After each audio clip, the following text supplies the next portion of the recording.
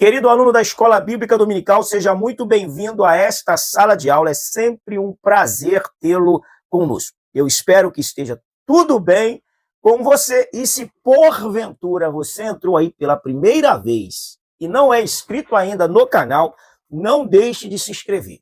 É proibido você assistir esse vídeo e não dar o seu like. Se você não gostou, dê o seu dislike. Comenta, concorda, discorda, acrescenta alguma coisa aí, pois nós estamos em uma sala de aula. Em uma sala de aula, o professor aprende enquanto ensina e o aluno ensina enquanto aprende. É um aprendizado bilateral. Esta é a excelência de uma sala de aula. O nosso assunto de hoje, da nossa lição Betel, de número 6, vai abordar sobre o grande eu sou, as declarações poderosas do Cristo, poderoso também. O nosso texto áureo diz: disse-lhe Jesus, em verdade vos digo que antes que Abraão existisse, eu sou. A verdade aplicada, Jesus Cristo é o Filho de Deus enviado ao mundo para oferecer salvação a todos que creem nele, além de redimir, ele também sustenta e supre as necessidades daqueles que caminham com ele. Quais são os objetivos da lição? Meu amigo professor, os objetivos dessa lição é destacar que Jesus se revelou aos judeus como sendo maior que Abraão, saber que Jesus estava seguro de sua identidade e missão, identificar nas palavras do grande eu sou, oferece uma visão da sua divindade. Parece que há alguma coisa aqui que não está concordando, falta uma concordância aqui. O que você acha? Eu acho que seria identificar nas palavras do grande eu sou que oferece uma visão da sua divindade. Ou identificar que nas palavras do grande eu sou oferece uma visão da sua divindade. Texto de referência, João capítulo 6, versos 35, 48, 51, e João 12. E João 8, verso 12 e 58, e João capítulo 6, verso 25. A nossa introdução diz que nesta lição nós vamos explorar as declarações de Jesus Cristo que evidenciam sua divindade. Ele é a maior e a mais completa revelação de Deus à humanidade. O eu sou se fez carne e habitou entre nós, tornando visível o Pai, demonstrando seu poder, reconciliando a humanidade com Deus e oferecendo vida em abundância e consumando o plano da redenção. Através das suas palavras e obras, Jesus não apenas revelou a essência do Pai, mas abriu o caminho para a salvação eterna. Tópico 1, subtópico 1, vai falar a respeito da divindade de Jesus.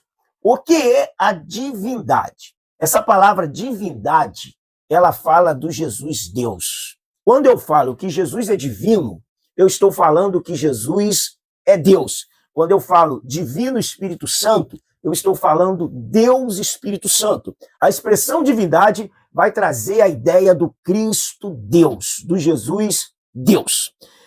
O tópico 1, subtópico 1, de Jesus revela ser o Messias. Na conversa com a samaritana junto à fonte de Jacó, quando ela afirma que sabia que o Messias viria, Jesus Cristo lhe revela que ele é o Messias. Eu sou. E o eu sou é uma expressão muito usada para falar de Deus. De um Deus que não está preso ao tempo. De um Deus que era, que é e que há de vir. De um Deus que futuro e passado é um eterno presente. De um Deus atemporal. Deus usa essa expressão justamente para poder falar a Moisés na sarça ardente, quando Moisés fala: Senhor, o que eu vou falar para Faraó? Quem me enviou? E Deus fala para ele: você vai falar para Faraó, Moisés. O eu sou me enviou a vós. Vamos ler o texto para nós entendermos de maneira mais qualificada. Êxodo capítulo 3, verso 14, diz assim: Disse Deus a Moisés: Eu sou o que sou. Disse mais: Assim dirás aos filhos de Israel: Eu sou, me enviou a vós outros. Disse Deus ainda mais a Moisés: Assim dirás aos filhos de Israel: O Senhor, Deus de vossos pais, o Deus de Abraão, o Deus de Isaque, o Deus de Jacó, me enviou a vós outros. Este é o meu nome eternamente, e assim serei lembrado de geração em geração. Essa expressão eu sou, ela vem do hebraico Erie, Axé, Erie. Eu sou o que sou. Eu serei o que serei. O tempo verbal é justamente no futuro. Eu serei o que serei. Eu sou o autoexistente que se revela. Isso fala de um Deus imutável, que não está preso ao tempo, não sofre variação, não é atingido pelo tempo e sempre está estável, porque o tempo não atua em Deus.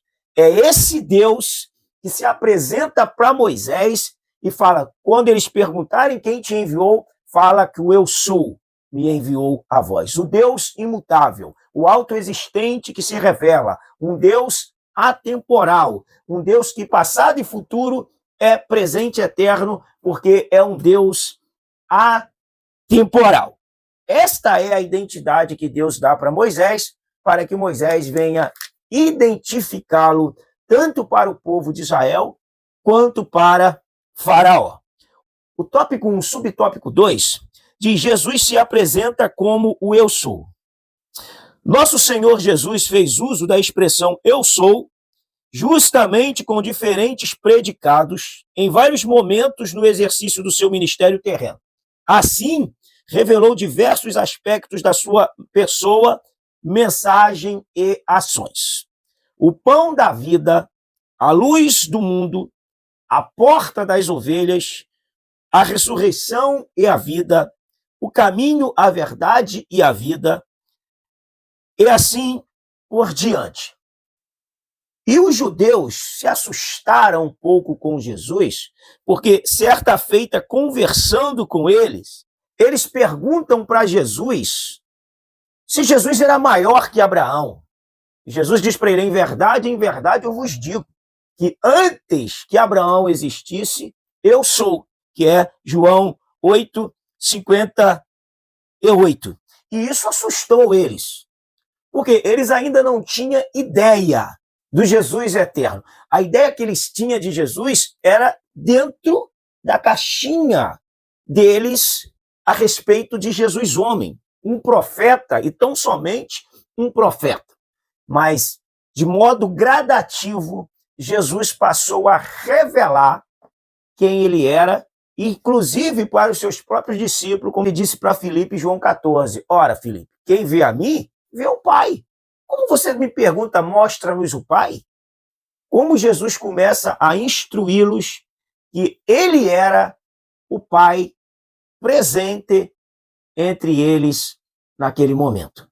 Ele dá instrução a Filipe de que ele era o Emanuel, ou o El-Emano, porque El é Deus e Emano é conosco. Então, quando nós falamos o Deus conosco, na verdade, a forma correta de se interpretar é conosco está Deus. Só que uma concordância melhor no português ficou Deus conosco. Jesus é o Deus conosco. O tópico 1, subtópico 3, diz: Deus se revela como eu sou. Deus lhe revelou ao seu povo como diferentes nomes. No Monte Sinai, quando Moisés perguntou quem falava com ele no meio da sarça, a resposta de Deus foi: eu sou o que sou. Erie, Axé, Erie. Eu sou o que sou. Eu serei o que serei. Eu sou o autoexistente que se revela. Ele dá para Moisés essa definição de quem ele era, para que Moisés entendesse que quem estava ali chamando ele, conversando com ele, era o eterno o próprio Deus. E Deus então diz para Moisés: você vai até os filhos de Israel e vai dizer que o Eu Sou me enviou a vós. E a ti estou dando a missão de ser o guia desse povo que eu irei libertar do Egito. Olha o chamado que Deus deu a Moisés. Existe chamado que são chamados gerais e existe chamados que são chamados específicos. Então tem pessoas que têm um chamado específico.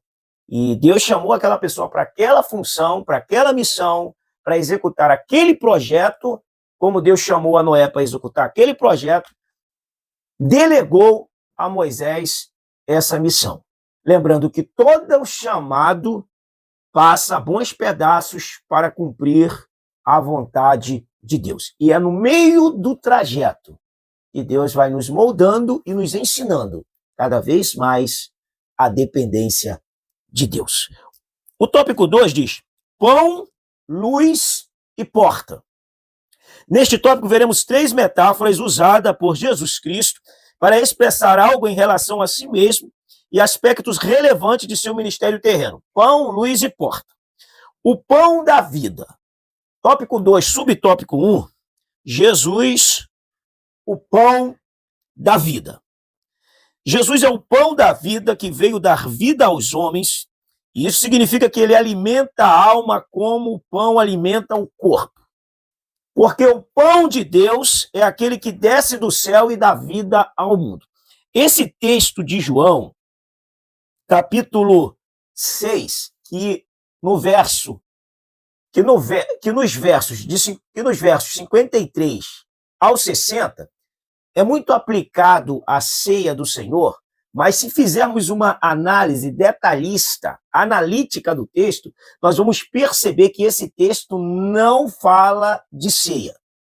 Vou rapidamente falar, porque nós estamos falando de pão que desce do céu, que não é a ceia do Senhor.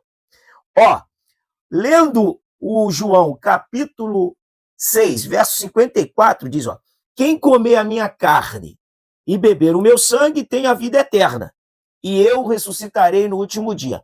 Sangue e carne aqui não fala da ceia do Senhor. Sangue e carne aqui fala da apropriação do sacrifício de Cristo por nós. Olha o texto que bate com essa mesma ideia, a mesma coisa dita por Jesus no verso anterior. Olha o 47. Em verdade vos digo, quem crê em mim tem a vida eterna. Quem crê em mim tem a vida eterna. Quem comer da minha carne e beber do meu sangue tem a vida eterna. E eu ressuscitarei no último dia. Comer da carne, crer em Jesus, comer da carne é se apropriar do sacrifício de Cristo por nós. É aceitar, é abraçar esse sacrifício. Então, a ideia que levaram esse texto para a ceia foi uma deturpação do texto, uma manipulação, inclusive, das pessoas, mas o texto aqui fala do apropriar-se do sacrifício de Jesus por nossas vidas. Eu tenho, inclusive, um vídeo explicando esse texto, caso você queira obter maiores informações, deixe um comentário e eu vou colocar o link aí para você assistir esse vídeo com maior riquezas de detalhes do texto. Então, falando do pão que desceu do céu, vamos falar da luz do mundo. Jesus é a luz do mundo. E a luz que há em nós é justamente o reflexo dessa luz de Jesus. É como se Jesus fosse o sol e nós fôssemos a lua. Nós não possuímos luz própria. A luz que brilha em nós é a luz do Cristo Todo-Poderoso. Então, vós sois a luz do mundo. Que luz? A luz de Jesus que reflete nas nossas vidas para iluminarmos a vida das outras pessoas, daqueles que estão em trevas, porque nós temos a luz da vida e somos a luz do mundo. Lembra? A luz não é sua. O 2:3 diz a porta das ovelhas. O Filho de Deus é a porta por onde entram frescor e vida, a porta pela qual podemos passar e encontrar pastagens.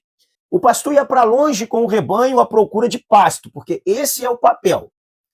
Por exemplo, quando você, professor, está lecionando numa escola dominical, você é uma extensão do seu pastor. Qual a sua função? Dar alimento, nutrir, trazer paz, trazer calmaria ao rebanho. Então você é a extensão, você está auxiliando o pastor nessa alimentação do rebanho. O pastor ia para longe à procura de pasto, isso quer dizer que para você ter alimento, você precisa de jornada. Só que não é a jornada caminhando literalmente, é a jornada caminhando pelas escrituras, colhendo alimento, colhendo nutrientes da palavra, para que você possa alimentar o rebanho de Deus. O pastor, então, quando longe de casa, dias, ele tinha que arrumar um aprisco para que o rebanho passasse a noite, então ele improvisava ali com pedras, e muitas das vezes já ficava montado ali, outro pastor aproveitava aquele aprisco quando por ali passasse, o pastor ficava na porta, dormia na porta, para que nenhum predador entrasse. Só que há um ponto importante, quando o pastor iria colocar as ovelhas para dentro do aprisco, eu quero ler um texto com vocês, ele deveria analisar uma por uma para ver se não havia entre o rebanho ovelha machucada. Como que o pastor fazia? Olha esse texto que nós vamos ler de Ezequiel, capítulo 20, que diz assim, o verso 37. Far-vos-ei passar debaixo do meu cajado, e vos sujeitarei à disciplina da minha aliança. Por que um pastor fazia a ovelha passar por debaixo do seu cajado? Então ele colocava o cajado na porta e as ovelhas iam entrando. Então elas tinham que agachar para entrar. Nesse agachar da ovelha para entrar, ele automaticamente analisava se alguma ovelha estava com deficiência para fazer o agachamento para entrar para o curral. Nesse texto que nós lemos, é claro que Deus está falando justamente para Israel. Eu far-vos-ei passar debaixo do meu cajado e vos sujeitarei à disciplina da minha aliança. Vou passar vocês debaixo do meu cajado e vou ver como vocês estão.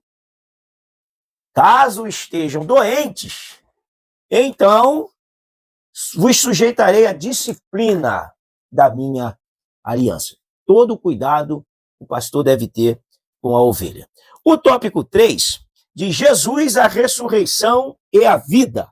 O caminho, a verdade e a vida e a videira verdadeira. São esses tópicos que nós estaremos falando, que são verdades metafóricas para Cristo. A ressurreição e a vida.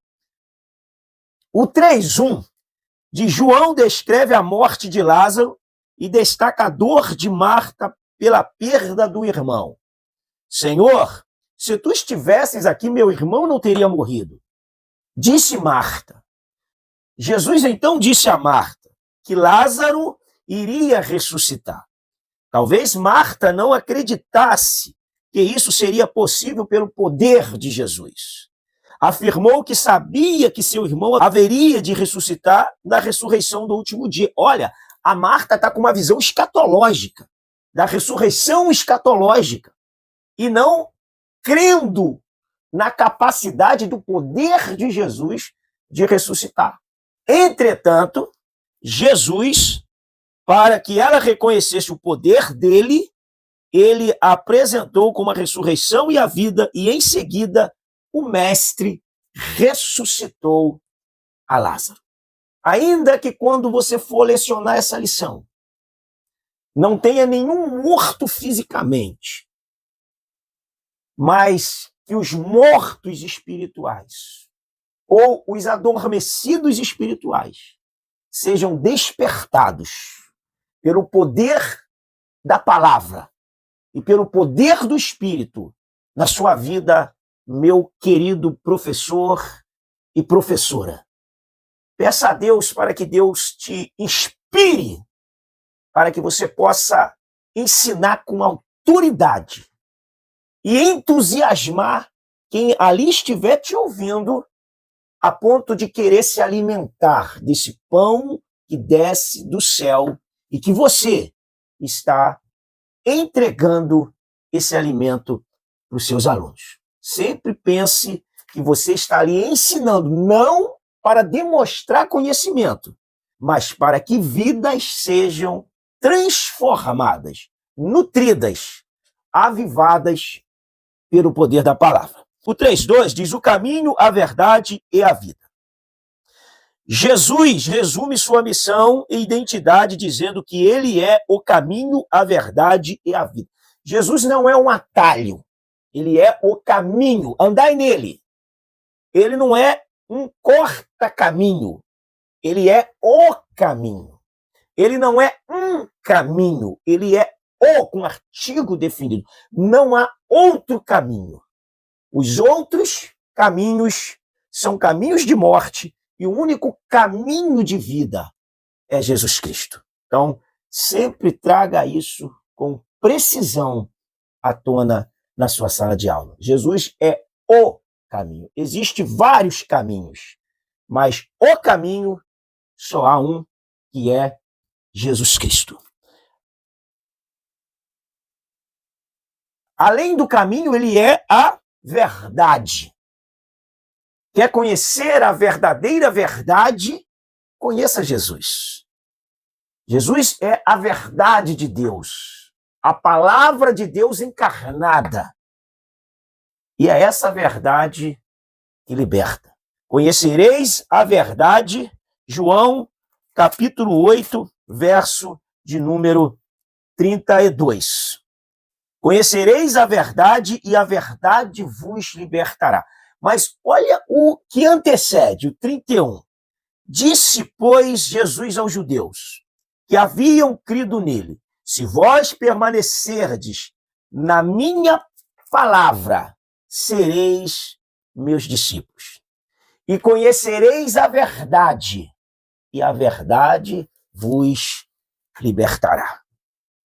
A palavra é a verdade escrita. Jesus é a verdade encarnada. Nós somos a verdade. A palavra é a verdade escrita, a verdade proclamada. Jesus é a verdade encarnada. E nós, pregadores dessa verdade de Deus, que devemos viver e andar na verdade. O caminho, a verdade e a vida. Vida aqui e vida eterna. Então, vida com Deus. Começamos a desfrutar dessa vida de Jesus aqui nessa terra, para desfrutarmos na eternidade. A vida de Deus está em nós por meio de Jesus Cristo. A vida Zoe, a vida de Deus, a vida espiritual. O 3:3 diz: a videira verdadeira. O crente só pode ter uma videira frutífera se estiver unido à videira verdadeira. O crente só pode ter não. O crente só pode ser uma videira frutífera se estiver unido à videira verdadeira, que é Cristo, pois sem ele nada podemos fazer. Quando estamos unidos a Cristo, damos muitos frutos. Afinal, todo discípulo é chamado por Jesus para dar bons frutos. É o detalhe, e o autor foi categórico. Bom fruto é produzido pelo Espírito Santo. Quais frutos estão vendo em nós? Que Deus nos ajude, porque se nutrirmos a raiz da árvore, os frutos serão bons. Se não nutrirmos, logo os frutos ficarão frutos bravos. Já viu? Pessoas bravas? Frutos bravos. É um trocadilho. Concluindo essa lição, devemos permanecer em Cristo ao enfatizar as declarações de Jesus como eu sou. A lição de hoje nos exorta a permanecer em Cristo, pois ele é o suficiente para salvar, sustentar, prover, guardar, restaurar e nos fazer frutíferos ao longo da nossa caminhada cristã. até que ele venha para a glória de Deus. Maranata, Jesus breve vem. Chegamos ao fim dessa lição. Mais uma vez, não deixe de se inscrever aí neste canal. Deus abençoe a sua vida, boa aula, que o Espírito te use como nunca no dia da sua aula. Deus abençoe. Beijo do gordo, um grande abraço.